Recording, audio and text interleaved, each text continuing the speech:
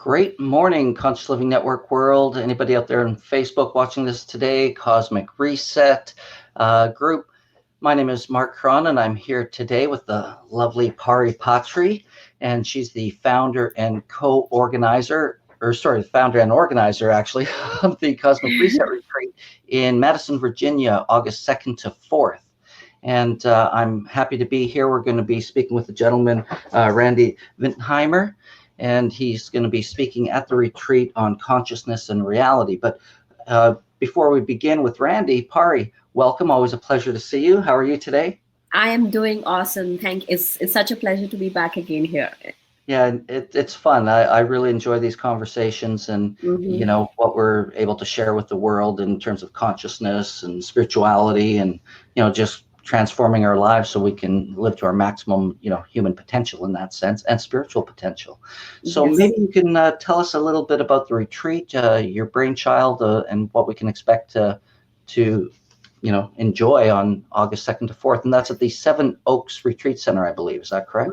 That's right. Hey guys, if you're watching me for the first time, you haven't watched the previous episodes, my name is Patri from paripatri.com and also cosmicreset.com. So this is a retreat that we are organizing for the first time. And I call it as Pyramid Spiritual Retreat because of my connection with the pyramids and also bringing in different frequencies, different speakers, different energies into this retreat. So that means we are going to do a lot of meditation, a lot of connecting with the nature, energy work, connecting with different spiritual people, masters, like-minded people, and also having talks from different fields. So Marc Caron, who is here, is also going to join us at the retreat and talking all about integration, which is a topic that I am deeply, deeply connected with, and I worked all my life on that. So I'm excited about that. So yeah, it's in August 2nd to 4th. It's, oh my gosh, it's right around the corner now. And it's in Madison, Virginia, in the foothills of Shenandoah Mountains, Seven Oaks Retreat. So you can go to cosmicreset.com, check it out. Early bird is on. You know, guys, just put in your deposit, get it out of the way, and let's all, you know, set our intention to spend this weekend together doing a reset and recharge for us so we can go back powerfully into our everyday lives. So I invite each and every one of you. We're going to have absolutely amazing food, all organic, ingrown food. That is something that I was really, it was really important for me to have this high vibe food at the retreat. So yeah, and today I'm excited to announce our new speaker, which we have, which, you know, is joining us at the retreat, Randy Veitenheimer. Oh my gosh, I'm super excited because I was really fascinated when I saw him on Gaia TV. There are a couple of shows, Quantum Effect and Undisclosed with Emery Smith. Emery Smith is, you know, I was first introduced to him when I watched the show on Cosmic Disclosure with David Wilcock, and it's very fascinating. If you haven't watched that, go ahead and watch it. But he is going to join us at the retreat and talking about consciousness and reality, and that is the core of you know, the quantum physics, everything that we are doing together in from a scientific point of view. I think it's really important to understand how we are connected to the whole, how we are the whole. And that is exactly what Randy is going to talk to us about. So thank you. Thank you for having me, Marc. It's always a pleasure, Pari. Thanks for having me. I'm excited to be there at the retreat, to attend, to do a deep dive and, you know, a very powerful natural setting. And, you know, to share some tools and strategies in regards to integration, because it's such an important part of everything that we do in terms of any personal development, spiritual, plant work, anything. You know, it's how do we adapt and integrate that into our lives so we can take the lessons that we learn and have an even better life for ourselves and, you know, touch the lives of others. So I just want to share a little bit about Randy before we bring him on here. Randy energy healer, and as a member of the Potawatomi tribe from Tecumseh, Oklahoma, he learned at a very young age the power of plants and vibration in the healing process. At around the age of 19, he began his in-depth studies of martial arts, which led to other forms of energy transfer and healing practices from world-renowned masters and teachers. Randy developed a healing method he calls creative energetic health. So let's bring Randy in and have a great conversation. See what he. Hey, Randy, how are you? I'm doing great. Great. Welcome to our show here, and really excited to talk to you today. Maybe you can tell us a little bit about yourself, your story, how you got started. Obviously, it was quite a bit younger, and you've got some great Indigenous teachings and background you're coming from. So maybe you can share a little bit more about that. Thank you, and thank you, Mark, and thank you, Pari, for inviting me. I think everybody has a story about something that I'm curious about with everybody else, and that is, what was the first book or what was the first instance where you start going away from what I call common reality? Where do you start exploring the fact that either you're different or the world's different than what you're led to believe? So at an early age, I found out that I could change things, or I could know things, and it doesn't exactly make you popular. when you're 8 years old and sitting at the dinner table and the doorbell rings, we had those back then, and to get up from the table was to lose your food. I had a big family, so somebody had to go answer the door. And when it was my turn, I would go, well, it's Uncle Ike or somebody. And therefore, I didn't have to get up from the table. I could tell who was at the door. So that became kind of a joke. And therefore, I wasn't penalized or stigmatized for being able to do that. Well, the same thing happened on the telephone would ring. The telephone would ring. And if you got up to answer the phone because the phone was, tied to one location, you lost your food again. So I looked at it as a survival mechanism. And the phone would ring and I'd say, it's so-and-so for mom or dad or my sisters or brother or whoever. And like I said, it became a joke. It became a game. And that game is to know as opposed to believe or to think or anything else that we think of as our common reality. So knowingness becomes really the key to the whole show. It's different from the intellect. The intellect won't get you there. But it's not something we really explore that much. People talk about it as intuition. In Native American, it's just knowingness. You sit till you know something or till you know the answer to something. So it's a different way than trying to process. I teach that we really don't process anything. If you had experiences that don't work for you or cause you problems, you're not going to process through them and thereby eliminate them, right? You can disconnect from them, or you can energetically override them or take the energy out of them to where they become a non-event. So 8 years old, I start, and by the time I get to high school, people are coming up to me and say, can you help me with this or that? And it got to be pretty funny. I would sit in my car at noon when I was like 16, and the students would start coming by. Well, I have a problem, emotional problem, mental problem. And I would tell them an answer. And finally, one of the teachers come out and go, what are you doing here? And I go, I'm not doing anything. I'm sitting in my car eating lunch, reading. She goes, why all these people come to you? And I said, well, they have a problem they're not able to understand or fix. And so I just do that for them. And, nice. So then I had the teachers come and stand in line also. And the whole time I didn't think this was odd. I just thought it was something that I knew how to do. And later over the years, I figured out that basically everybody knows how to do it. It's just that they haven't practiced it. They haven't explored it. So really, we become explorers of our own consciousness. That ultimately is what we're about. Okay. Nice. So I want to backtrack to one of the things you said, that makes me always curious, and maybe our viewers have the same question. What's the difference between belief versus knowing? Some people might not like this. Belief is a fallacy. Belief is weakness. It's almost an excuse, but let me give you the other side of it. If you don't know something, you're forced to believe something. It's the only alternative that lets you come to peace with what's going on in your life or in your environment.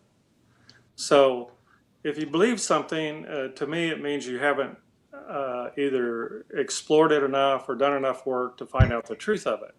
So now we come to the basis of why I say belief is insufficient. And that is, if you can't discern the truth, then belief is the only thing left to you. So once you know your name, you don't go around going, I believe I'm Mark. Right? So instead we go, I'm Mark. You can take any child under 6 years old and go, what's your name? They will tell you. And then if you try to convince them otherwise, oh, you would not believe the fight you will have. They know what their name is. They don't believe what their name is. So there's the basic difference between belief and knowingness. And it's not explainable through the intellect or through science, because I could go, how do you know you're Mark? Have you ever seen your birth certificate? Are you sure your mom and dad are your mom and dad? I mean, we can go down. No, I believe they are, though. Yeah, that's right. And that's why we say belief is sufficient, but it's insufficient to the truth. Well said. That's some food for thought right there, right? Right. So. Very good. Pari, did you have any questions in regards to that little nugget there? Yeah, that's so perfectly said, about the name. Like you just know it. And that's something, Randy, I had as well. Like growing up, it's just the knowing that this is the truth, or, when you see or hear it, you just have a knowing about it, that this is it. Sure. And when I try to explain this, I was in corporate world for about 12 years. When I explained this, it's just something that people could not comprehend, this idea of a knowing, like how do you know it? And thank you for explaining that. That's so beautiful. Yeah. Well, it's a great metaphor that everybody can relate to and understand, because it's real, as Right. metaphorical as it is, it's something we can all identify and relate to. So then let's take it the next step is then, what is consciousness really? Before I answer that, the previous question, the extension of knowing one thing is the ability to know everything. Once you know the truth, then the truth is available. So now we get into the entire realm of consciousness and the ability to explore it just by searching for the truth and being able to recognize it, right? Now, if you'll repeat your questions, I tend to get lost. Well, I was just, there's some interesting discussions in our community sometimes in regards to what is consciousness really. It's not your physical body. Let's throw that one out the door. It appears to be, if I go to physics, an intersection. That's the. It may not be a complete answer, but it works in that it's a focus point, an intersection of frequencies. It's an intersection of energy. It's an intersection of information. And of course, it's an intersection that occurs in a physical form, even though it is non-physical. So consciousness is non-physical, but it permeates. That's the easiest way to explain what happens, because consciousness expands or is present in our body.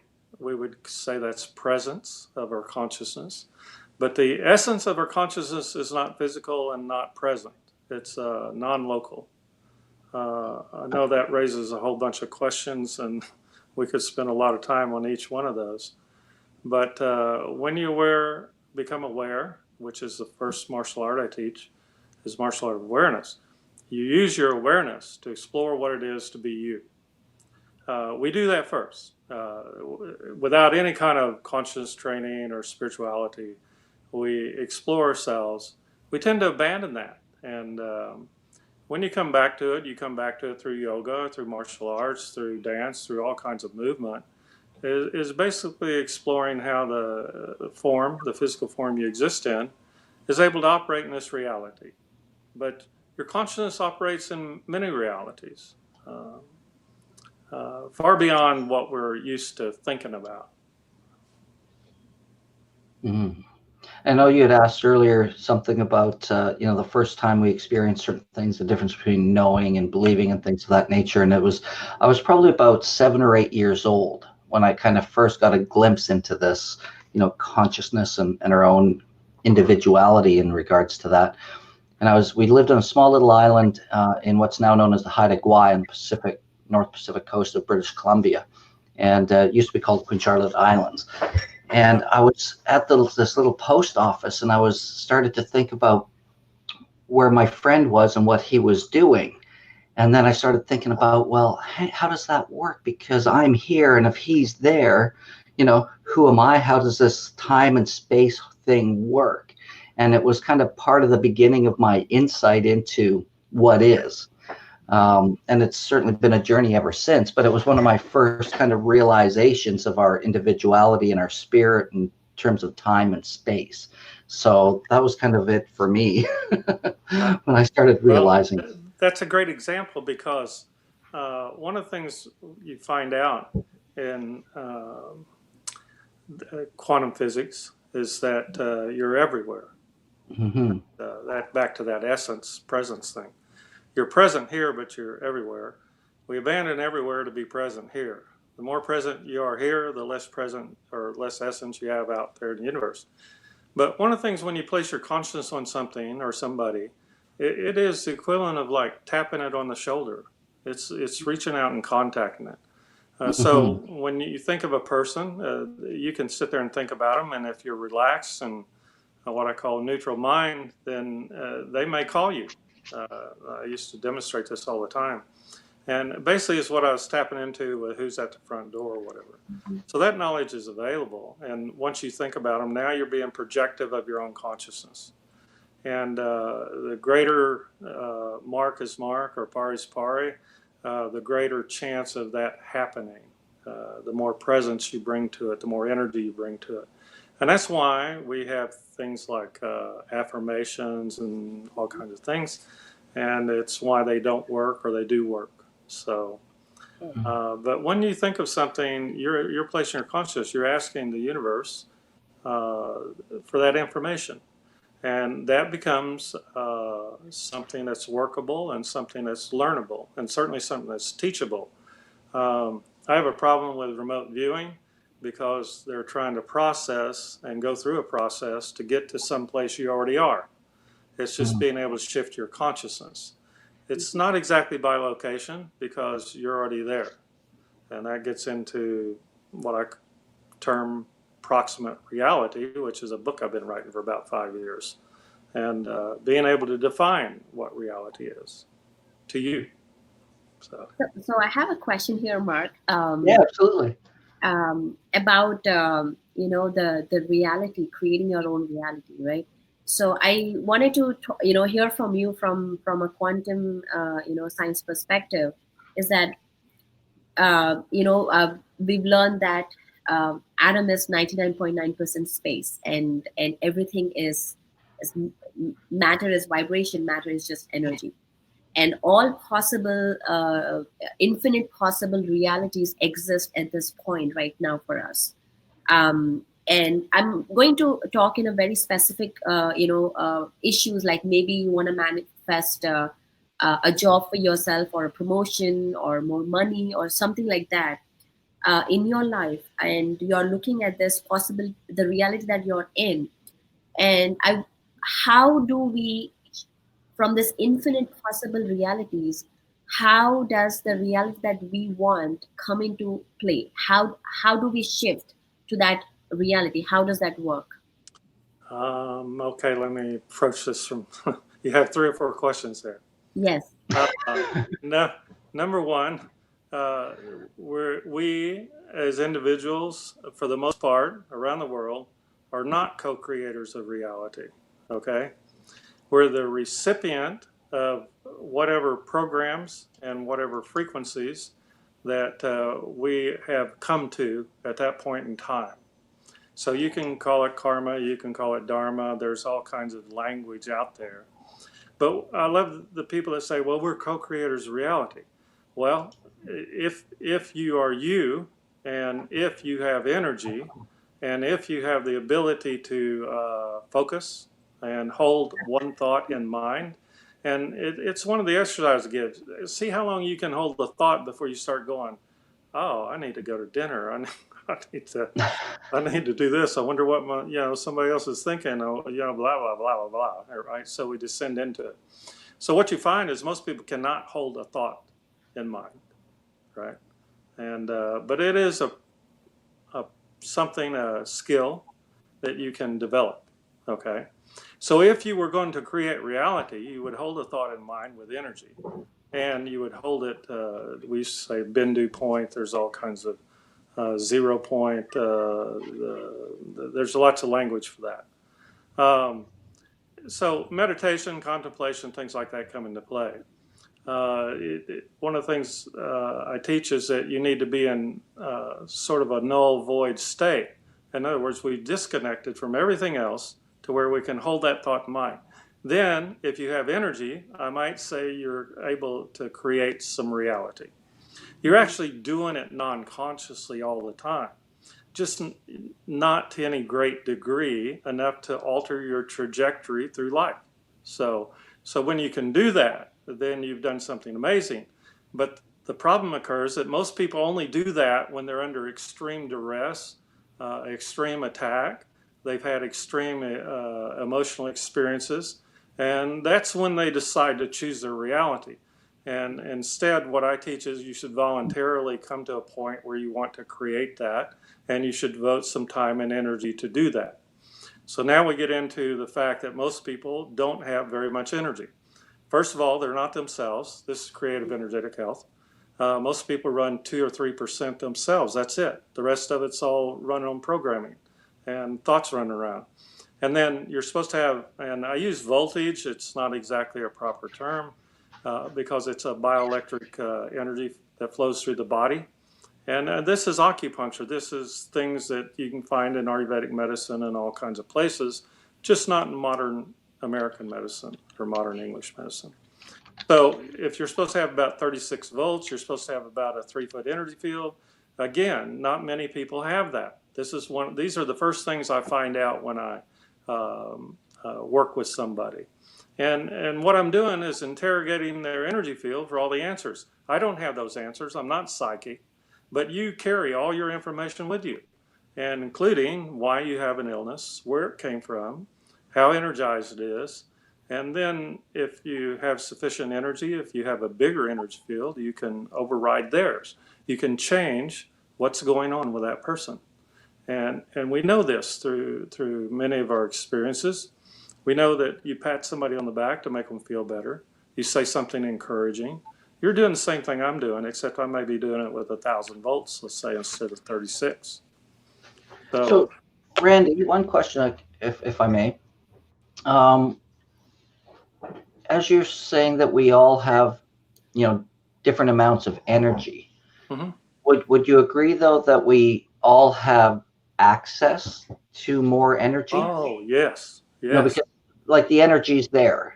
Right. As Eckhart Tolle would say in physics, energy is neither created nor destroyed. Right. It just transforms. Right. And exactly what you're talking about. The problem occurs with, if you study yoga, if you study, particularly I've taught Kundalini yoga for about 40 years, and some of the esoteric martial arts is about energy flow. It's not about hitting somebody. And all that energy I express as desirable, that which is vertical. The flow of energy is vertical in the body, right?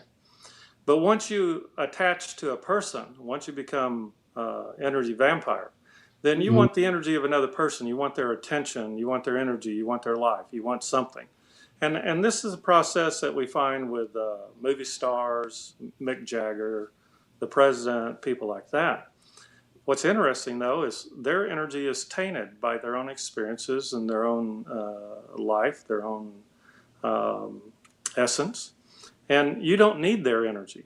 You absolutely do not need another person's energy.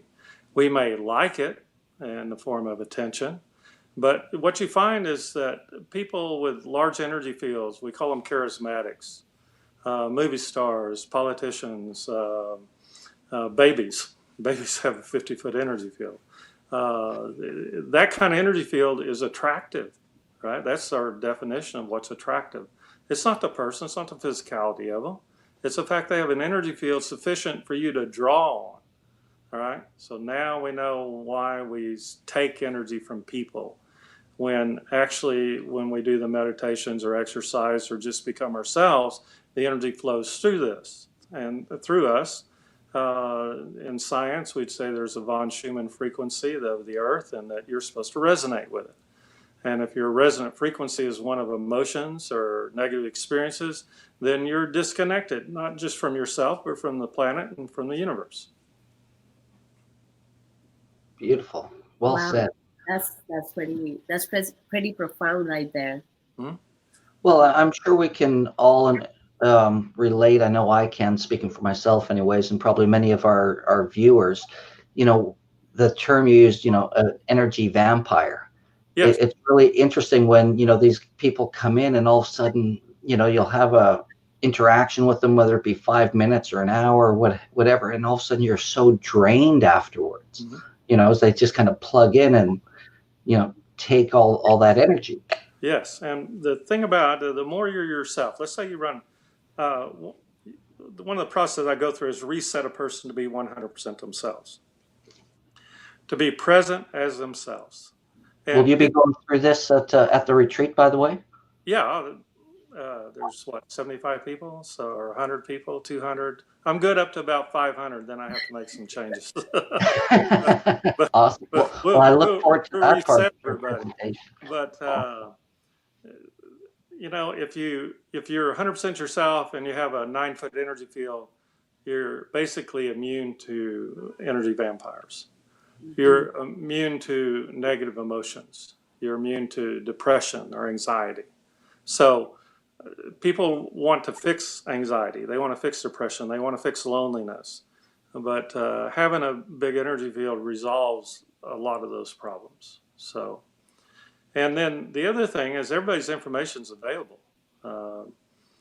Not to tell tales, but you're running about 15 volts right now. 36 would be optimum. Pari's running about 35, 40. So she has energy. She has life force flowing through her. And and then we go to the consciousness. Everybody's information is available. I could tell you the president's or anybody's name you can mention, because you can tap into that information source, which is the entire universe, the entire field of consciousness. So I tell people there's no secrets. People carry all their information with them, and somebody who can interrogate it can find out dates, times, moments, minutes, number of people. It goes on forever, the data that's available that we carry with us. It's just that at some point in life, we really want to get rid of a whole lot of it because it doesn't matter anymore. So that's the process of meditation and contemplation, is really to become forgetful or to get rid of those things that don't work for us. So beautiful. Pari, what are your thoughts? That's so amazing. And I wanted to add this is ask a question rather.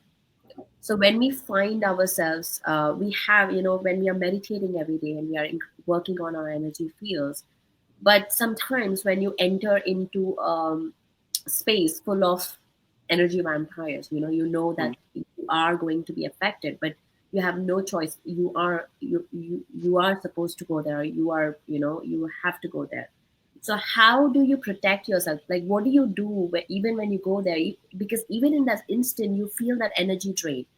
What is the method that people can use to shift their emotions or shift their vibration at that point? Um, you can cheat.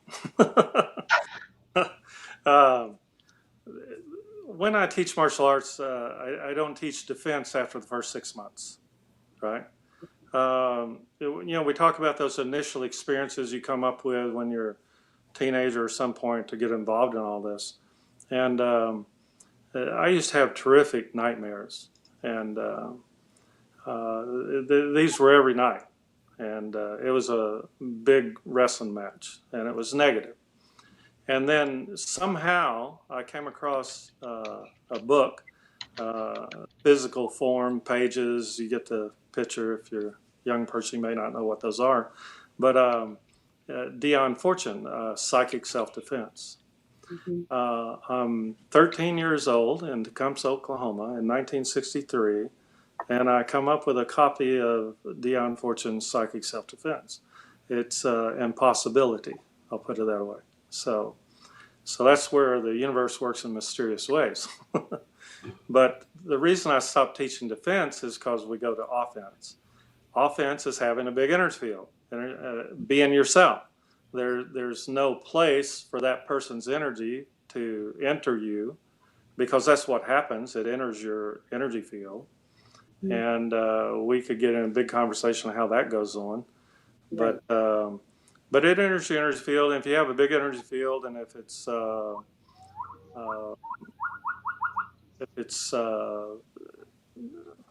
it gets. I'm trying to use the right language here. All right. You have what's called an event horizon. You have a physical limit of your body, and that's your skin. But your energy body also has a limit. It stretches out an inch, 5 inches. That's what we talk about, your energy field or your auric field or all that kind of stuff. And so if that doesn't have any holes in it, if it's strong, then you're relatively unaffected. And this applies to disease and a whole lot of other things besides energy balance. And that is that if you have sufficient energy, you're relatively unaffected by those things. Right? You can make connection and be connected to it and experience it, but that to me should be voluntary. It shouldn't be involuntary. It should be conscious, not non-conscious.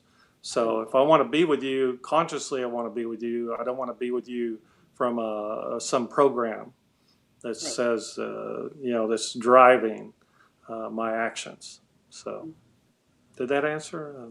Yes. Because I think the most important point is that we need to work on ourselves, doing meditation, doing all these spiritual practices every single day consistently to maintain our energy fields, and because that itself is, as you mentioned, that we are already immune as we do so. We don't have to worry about, oh my gosh, what am I going to do? I'm surrounded with these people. What am I going to do?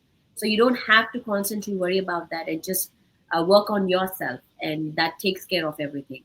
Right, and there's some very simple exercises that I've accumulated, and again, I'm writing a book. It's called War Day because it reflects what we go through every day, and in it, some very simple things so that you start the day with more energy. That's the key. And the second key becomes, can you regenerate or restart or reacquire your energy at any point during the day? I teach that also. And so ultimately we flatline our energy levels. In other words, we start at a certain level, we stay at that level, and at the end of the day, we're still at that level. And what that does is sustain us physically, mentally, emotionally, far better than any kind of physical things can do. Mm-hmm. And one thing I'd like to chime in, if I may, and Pari, you talked about it in the very beginning of your introduction, speaking about the retreat.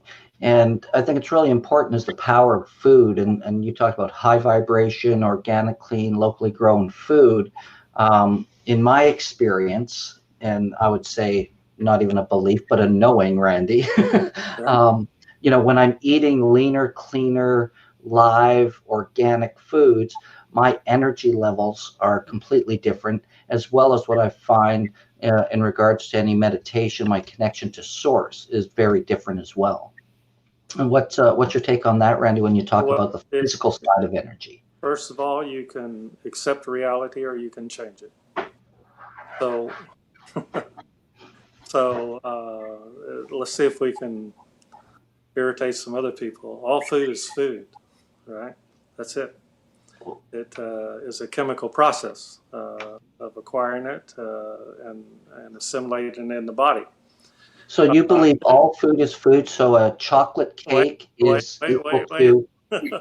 All food is food. It calibrates at a level of consciousness. And of course, you can have bad food or good food. But, that's when people talk about creating reality. Why wouldn't you change the vibration of any food that you take in? Why would you be stuck with the vibration of it or what it has? So if you can't change your food, you're better off picking high vibration foods. Ayurvedic medicine teaches sattvic foods, non-sattvic, this, that, and the other. It's a very beautiful explanation of what food is and the vibration it carries. But one of the things is, like in India, the women usually do the cooking. I'm not being racist or whatever you call that. Sexist. But they say their banis. They say their prayers while they're cooking. Mm-hmm. How many people do you know do that, right?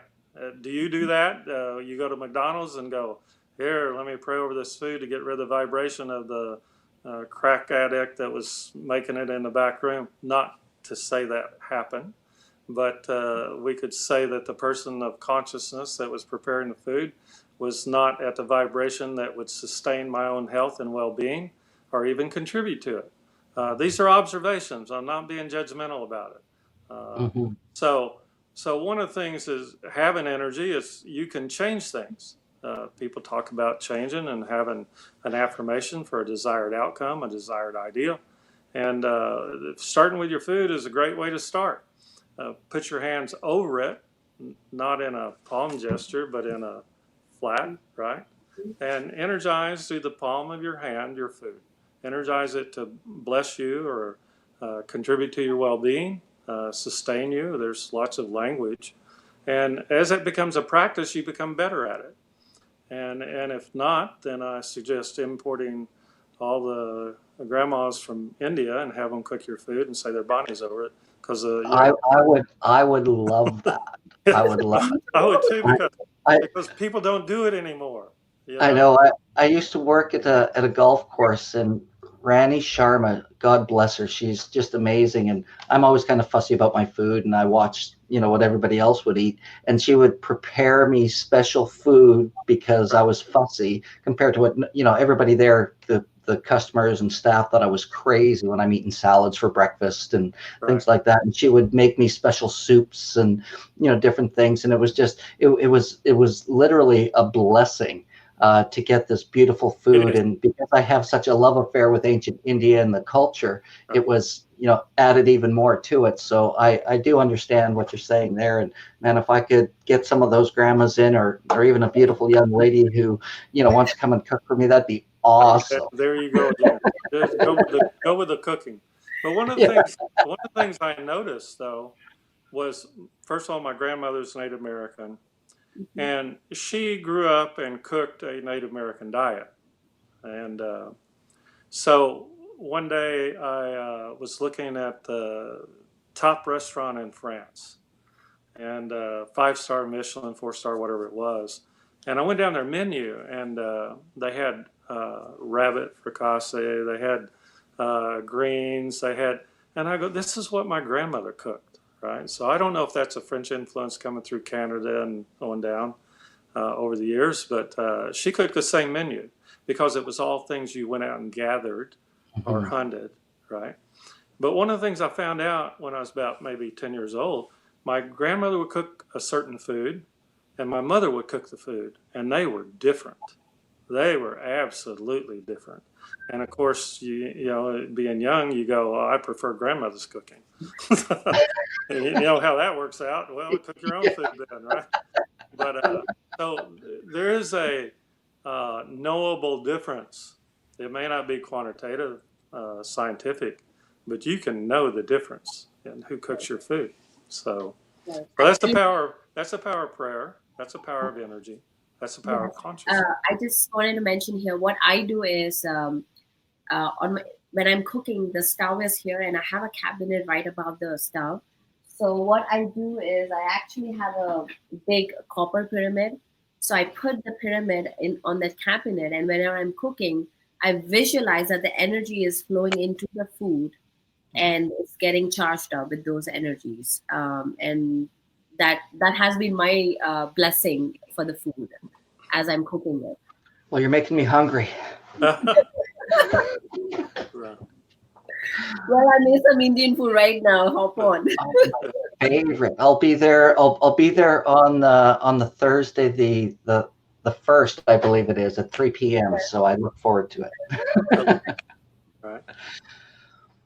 Well, Randy, you've given us a lot to think about, and I really love your approach. And one of the things that I wrote down was the neutral mind. I really like that saying.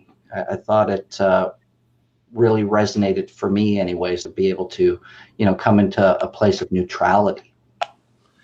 Yes, it's just not taught. That's the easiest way. Mm-hmm. If you look at a plug in the United States and you plug it in the wall, it has 3 prongs, and positive, negative, and ground. Right, ground in this, and I talk about grounding, but it's basically neutral. Right. Mm-hmm. So to be neutral is not taught. What do you think about the president? That's a great one right now. What do you think about the environment? What do you think about the war in Afghanistan? So each of these has a polarity, a positive or negative, and that's generally what you encounter. How about I don't think about it? Well, now you're a reprobate. You're not human. You got to be concerned, because all positive and negative wants itself. We want people to agree with us if we're positive about something or if we're negative about something. But neutral says, I don't have any energy for that subject. And I generally use the war in Afghanistan as an example. People say, what do you think about it? And I go, I don't. And they go, what do you mean you don't? I go, I don't. I don't have any thoughts, and I don't have any energy going in that direction. Remember how we're everywhere? I don't want to be connected to war, right? And so people say, explain. I go, okay, I don't know what it's about. I don't know who to shoot. I don't have any money to get there. I don't know how much ammunition to carry. I don't know what the outcome will be. I don't know. I can go on forever. Well, it's not just the war in Afghanistan. It can be a relationship. It can be whether the food is sattvic or non-sattvic, or over 200 or under 200. When I use a scale of 1 to 100 or 1 to 10, 1 to 100, 1 to 1,000, it's a scale that Dr. David Hawkins created and is in his book, Power versus Force. And so as a scale of consciousness, that's what it refers to. And so rather than rate food as good or bad, we kind of use 200, 240, somewhere in that range as neutral. And so neutral allows you to see both sides, allows you to be unaffected, and allows you to contact the information in the field and in a non-biased manner. And that's important. So neutral is a very important place. Kids are not taught it. You have to hate your mom, love your mom, hate your dad, love your dad. It just, that kind of polarity consciousness, I call it the duality of reality. And the way out of it, of everyday life, is to be neutral. And then to choose how you spend your energy. Love it. Yeah, I can relate. I came to a place in my life a number of years ago, and that's exactly how I described it, was just a neutrality. Mm-hmm. And I wasn't charged positively or negatively to things. And when you talk about, thinking about, the president or war, different things of that nature, it's just somewhere I don't put my energy. So I can very much relate to what you're saying there. And I really do look forward to meeting you in person and hearing more what you have to say in your talk and hanging out for the weekend, because, I love to learn, and I love to expand, my consciousness, my awareness, things that I can share with other people as well. So it's something that I look forward to the conference. Same reason. I'm not just there to talk. Yeah, no, I'm there to connect. I'm there to I'm do there the work. to learn from other people and see what benefits. Yeah, and I love community. This, like-minded community, and I love what Pari has put together here to bring in these, Yes. These thought leaders together in a place where we can make a difference for, humanity, even if it's just one person at a time. Right. And it's a great honor, and I'm humbled to say it as well, to just be included in what we're going to be doing there. So it's going to be really, really a auspicious event. I can't wait. Yes, I agree. Yes, me too. Awesome. And I'm going to do my best to get my energy up to that 35, 40 that Pari is by the time I'm there, because, Right. other than that, I'm going to have Randy hold me accountable. No. Oh, no, but I love what you're saying, Randy, and your message is beautiful. I'm going to go take a look at some of your stuff on Gaia TV as well, just to get to know you a little better and what you're teaching. And, hopefully one day, maybe in the future, we can have some more conversations of this nature and share it with the world even more. Yes, I love that. The program on Gaia's Quantum Effect with Randy Veitenheimer. And, when they asked me to do that series, they said, why do you want to do this? And I said, I'd like people to understand a little better about all these subjects and how things work, and hopefully clarify it in a language that everybody could understand for the most part. Okay. Beautiful. And I enjoy speaking with you and Pari. Call me anytime. Yeah, it's gonna there's gonna a be lot of stuff we haven't covered, like plants and stuff. And and I'd love to talk more about that with you in the future in terms of Right. our community. And I love this venue as well, because it's a great way to connect and share with the world. And we can be in all different parts of the world. I'm in Vancouver, British Columbia. Pari, you're in Charlottesville, is that right? No, Maryland, Clarksburg. In Maryland. And I know Randy's in DC in Washington, DC right now. So this is a great platform. I enjoy being able to connect with people around the world. But I do got to get going and sign off pretty quick. But Pari, do you have any kind of closing words, questions, statements with Randy before we move on? It was absolutely amazing. I really enjoyed this conversation. I wasn't planning on staying because we just go with the flow, as Marc mentioned, and I just love being here and talking to you. It's been truly a pleasure, and I know, being there on that weekend, there's so much we can connect and talk. I'm really, really looking forward for that. Me too. Yeah, well, and I see how some of these conversations I get into with some of you great folks honestly can go on for hours, because I love this kind of conversation. And I invite everybody to come to Cosmic Reset August 2nd and 4th, Madison, Virginia. We've been speaking with Randy Veitenheimer, and he's going to be speaking about consciousness and reality with the lovely Pari Patri at Seven Oaks Resort Center in the foothills of the Shenandoah Mountains. I look forward to it. Awesome. Thank you very much, everyone, and I look forward to seeing you all in person, and we'll talk again soon. Okay. Great. Thanks very much. Take care. You bet. My pleasure.